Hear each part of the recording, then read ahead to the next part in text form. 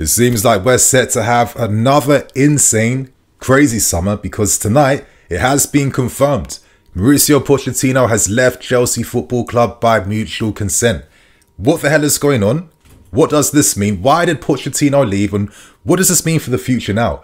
I'm going to discuss all the latest developing reports, so my friends, hit that like button, share your thoughts and opinions at the end of the video, and to give you guys, one more thing too, as you know, right now, my back's been a bit mad. I've been having to rest a lot.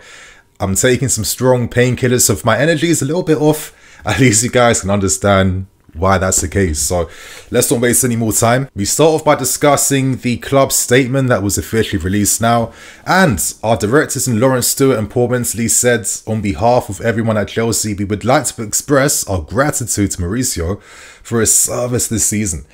He will be welcomed back to Stamford Bridge anytime, and we wish him all the very best in his future coaching career. Sorry about that, my back then.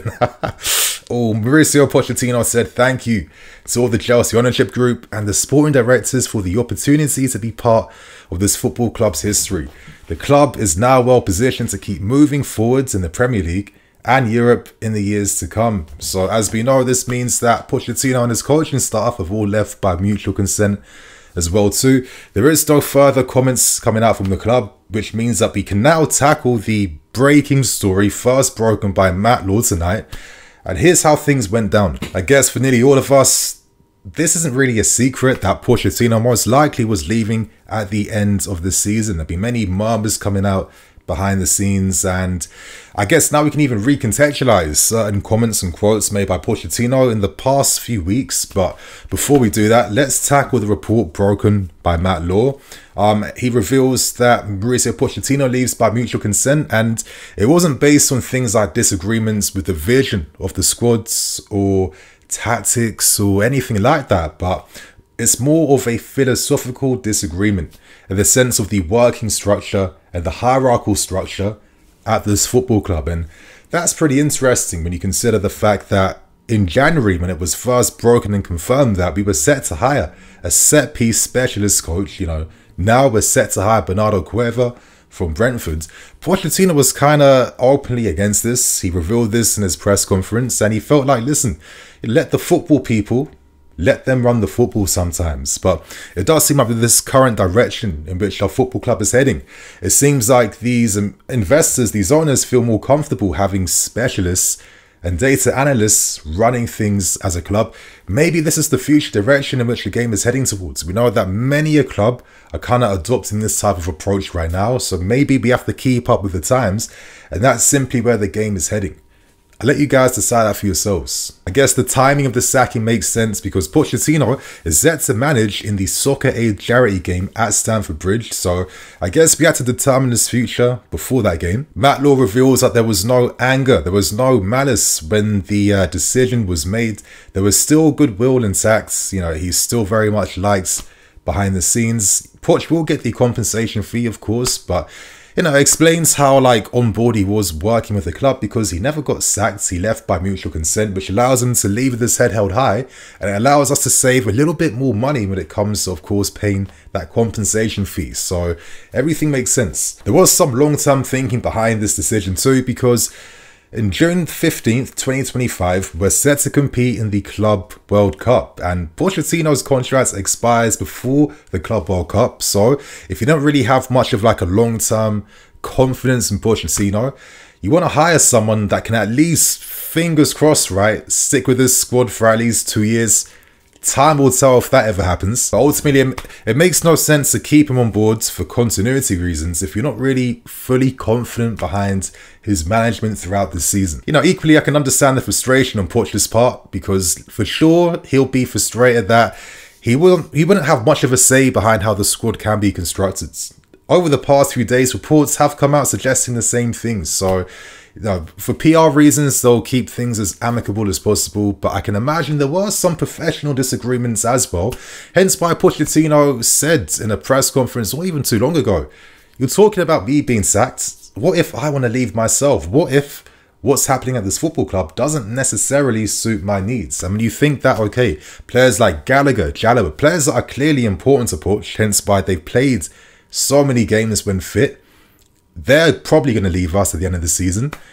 When you know that you can't necessarily get some of the players you need for your system, I can see from Poch's part, it makes my job a lot harder now, because essentially it's like I have to go back to square one to try and find a way to get the best out of this team. Because if Gallagher goes, that's my engine gone in midfield. You know, if Jalaba goes and other players that I need for my squad, that undermines the type of, like, you know, harmony that's taken me a long time to build this season, right? And it is going to be difficult. With bad results brings bad vibes, bad confidence. So, you know, we've had our lows, but it's at least positive that we've ended things on a much more better note. Not a perfect note. I think bare minimum for all of us, including myself, it was Champions League football. Let's keep things brutally real. We haven't got that. It's a bit of an L. But equally at the same time, injuries haven't helped at all, especially with the abundance of injuries, the timing of them, and how it affected the key important players. Because in a different parallel universe, if you had Nkunku, Reece James, it's those two out of anyone just consistently fit throughout this season. We only lost out in a CL spot by 5 points in the end, right? I think we easily claim that because we have just a bit more individual quality to be those difference makers, right? But equally at the same time, you know, I think the board can also take some type of criticisms too. I do think that maybe at times as Poch helped. I mean, in January, when we thought we were going to sign a striker or someone, that never came through. Broja was left for business reasons, which meant that Nico Jackson was the only striker we had fit at Poch's disposal. And thank God that Nico didn't get any injuries, because if he did, I don't even think we get a top 6 spot. And this is how you kind of undermine your manager and affect him from doing what he wants to do. Now, I know Matt Law's report mentions that it was more of a philosophical disagreement behind Pochettino's decision, but we can't pretend that him not having any say on the direction of the squad didn't play a part behind his decision making. I think it's quite obvious, because essentially it comes down to this. And I think it makes even more sense considering his comments after the Brighton game, where, yeah, he was angry in his post-match presser saying, this isn't my squad. You keep calling it my squad. It isn't. And he's right, because when you have no say in the squad, it means that whenever things go against you, you become the fall guy. You become the blame. You become the reason for not making things work. But then you think to yourself, listen, you hired me for a reason, but for my ideas and how I approach things. I need a few players at my disposal at least to keep the integrity of my tactical ideas. If you're not going to give that to me, you're undermining my position. I'll do my best, and he did. I think if we didn't have the injuries that came through regular parts of this season, I think he does a bit better. And I think that bit better actually just gives us that 5-point difference, and most likely gives us a CL spot. But it seems like the owners are very much backing the directors on this part. The directors are controlling the entire of the squad's direction in terms of players who will still be sold. You're looking at your Jalabas, Gallagher's, players that Pochettino quite clearly and evidently wants to keep and wants to use because they're important for his ideas. He wasn't necessarily happy at some of the players that we saw before the season, a bit confused and surprised by how certain players were let go because he was planning on using them. And at the start of the season, he only wanted 3 to 4 players to add to the team. He didn't want like double the amount that came ultimately near the end. I guess the writing was on the wall considering how quiet things were kept behind the scenes, but obviously with certain reports being leaked suggesting that Poch, you know, one of the key things that was important for him was having more say, not full say, but a bit more say behind the direction of the squad. I can see why ultimately he might be thinking, there's nothing else I can do here because I'm going to set myself up for potential failure, especially if they're planning on releasing players who are key to my tactical ideas. So it'll be very interesting, not only on the story, but whoever this new manager is set to be, I'm guessing you'll have to fully embrace that this is how things are going to be run. You're looking at the example of Arne Slot at Liverpool, who are following another similar direction. I made this point earlier, but maybe this is the future direction of where, you know, football is going right now. But think about it, you know, you've got all these foreign, you know, big money investors who are investing billions just to buy themselves in the game. You want a level of guarantee. You want that level of safety behind your investment. You need numbers, you need figures, you know, you want to build your vision and you're not going to believe in someone else's vision and you're only going to hire accordingly. And I guess managers right now, it won't be like back in the day where maybe a few certain managers would have that luxury of having clubs built in their image. I think we're long past those days, because I think to even get there, you need at least 4 years of a club to back you. And you just can't really afford to have that risk in the game anymore, because you can get overtaken, you can get beaten, you can face some financial penalties in the end if everything backfires. And I think maybe this explains the direction we are now seeing in the game. It'll be interesting to see what type of managers are going to be open to this type of structure. Personally, I'd imagine many are, because managing us is still a great career opportunity. You're working with great players at your disposal. You're in the city, one of the top clubs in Europe. So I'm not worried about that. And in terms of potential replacements, you're looking at Hunes of Stuttgart, you're looking at Michel of Girona, but I don't see him leaving Girona, especially when they've got Champions League football. I think he's most likely going to remain there. And I think if Pep does go, I think the City group will see him as Guardiola's replacement.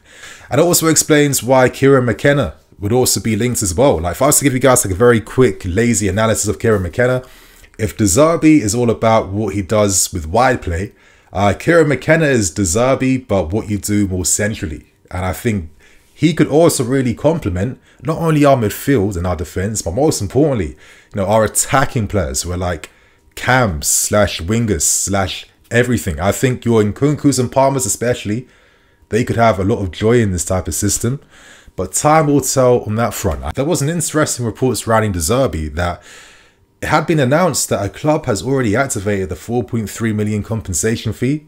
So his future is set to be decided soon. Could he possibly be Pochettino's replacement? But even then with De Zerbi, I feel like he ultimately also decided to leave to try and, encourage some big clubs to make a move for him. Listen, you can buy me for nothing right now. I'm here. I'm ready to work. Instantly, straight from the bat. I think that's why he decided to make that decision, because he realized that, with a club like Brighton, I can't really achieve my professional aspirations and ambitions based on the current model. Maybe it would suit him more coming to us, where he's worked with some former players that he's kind of helped put on the map, that he's got the best out of, the ideas behind how we play. Is this why we're constructing our squad in this image, to try and, play this pivot style football? And I guess it would explain why we broke the record transfer deal twice on Enzo and Caicedo. And with that level of investment, you want to see them at the forefront of everything that we do.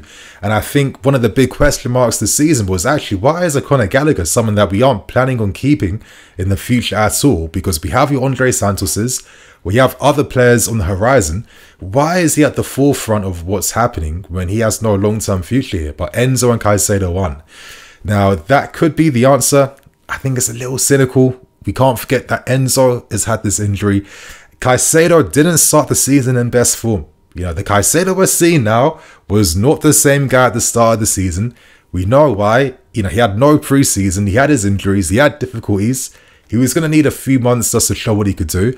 I think that's why Gallagher was the guy that was introduced and kind of stayed in the team, because Poch realized, well, this guy's pretty important. So I think Gallagher was introduced not because he was the main cog in the machine, but because he was the best tool we had left at our disposal. A very trusty, indispensable, unbreakable tool that kind of helped the machine just keep going a little bit more.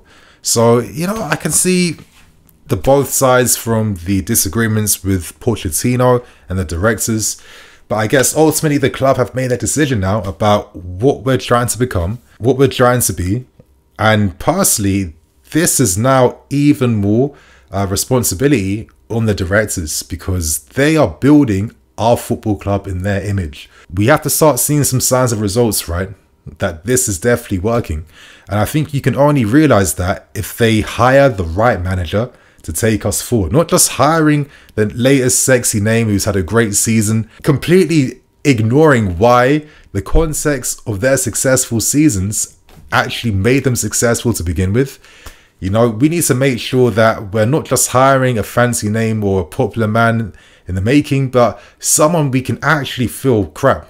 We have to give 2 years to, because even if hypothetically a new guy comes in and then he has some troubles that you can't even foresee right now as I'm making this video, I think if the solution became to sack him to hire someone else, doing that 3 times in a row now, after saying that you're not Roman Abramovich and that you wouldn't be doing this, I don't think it could work anymore. And I think right now, the directors and everyone, they're on their final chance now. So time will tell, my friends. But for my other opinions on Poch, I'll be releasing them in a separate video, so stay tuned for that. And on that note, I'm Nini FC, this is BlueLionsTV.